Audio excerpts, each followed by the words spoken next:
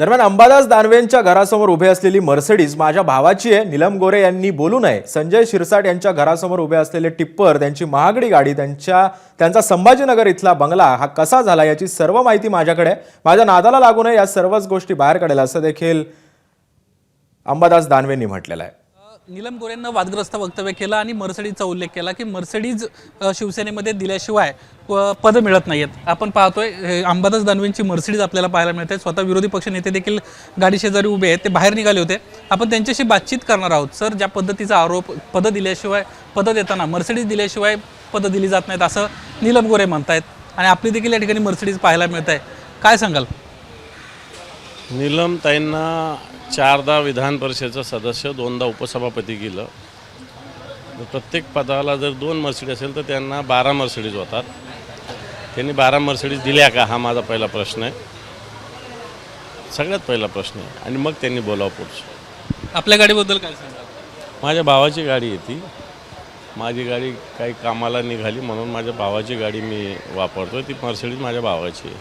संजय शिरसाट देखील म्हणतायत, त्यांच्या आरोपांकडे तुम्ही कसं बघताय की ज्या पद्धतीने सेनेमध्ये मर्सिडीजचा विषय असेल किंवा मोठी मोठी पदं देताना मोठी रक्कम मोजल्याशिवाय पर्याय नाही आहे, द्यावं लागतं, त्यावर कुठं पदं मिळतात, संभाजीनगरचाच उल्लेख केला. संजय शिरसाट सामाजिक न्याय विभागाचे मंत्री आहेत. सामाजिक न्याय विभागाचा मंत्री कोणत्या गाडीत फिरतो जरा तुम्ही मंत्रालयात जाऊन बघा. आणि कितव्या मजल्यावर राहतो या मुंबईत ते जाऊन बघा. 72वा मजला मुंबईतला म्हणजे काय सोपा आहे का हे बघा. आणि संभाजीनगरातील 22,000 स्क्वेअर फीटच्या राजमहालात राहतात सामाजिक न्याय मंत्री, जरा विचारता. तर आपण विरोधी पक्ष नेता आहेत, हे प्रश्न तुम्ही का उपस्थित करत नाहीत? कारण तुम्ही आता बोलताना म्हटलात त्यांच्या ज्या प्रॉपर्टीचा विषय असेल, ते टिप्पर असतील, गुत्तेदार आहेत, त्याचं देखील म्हणतात. त्यांच्या घरासमोर अनेक JCB, अनेक क्रेन, अनेक पोकलँड उभे असल्याचे माझ्याकडे फोटो आहे संभाजीनगरच्या घरासमोर.